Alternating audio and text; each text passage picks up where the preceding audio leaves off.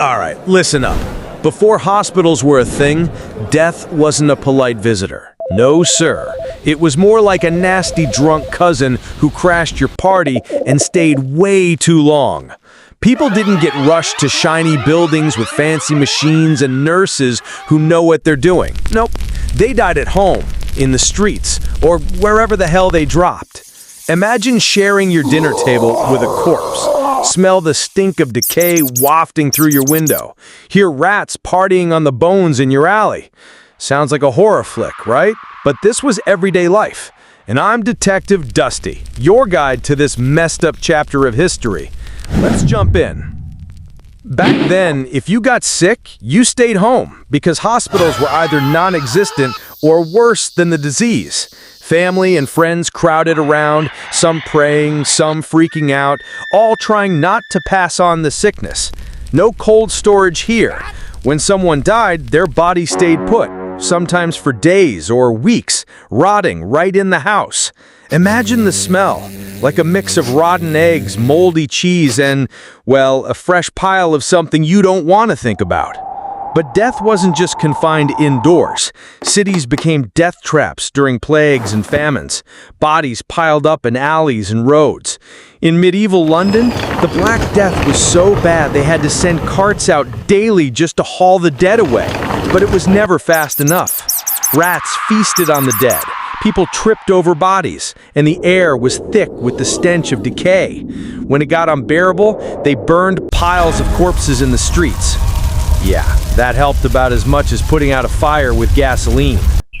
Burial wasn't always dignified either. The rich got fancy stone tombs, but peasants often tossed into shallow mass graves with dozens of others, like laundry in a basket. And get this, people were terrified of being buried alive. They actually rigged graves with bells above ground. If you woke up under dirt, you could ring for help. Spoiler, most never got out. Religion tried to make sense of death with prayers and rituals. Priests performed last rites hoping to send souls on their way. But prepping the dead was often done by family, which was, well, a real emotional and health hazard. Plus, superstitions ran wild. People feared the dead would come back as ghosts or vampires. Some graves were dug up later to check, and if bodies were moving, well, they got stakes or decapitation. Hospitals, as we know them, started showing up in the Middle Ages, but they were basically shelters, not the healing centers we're used to.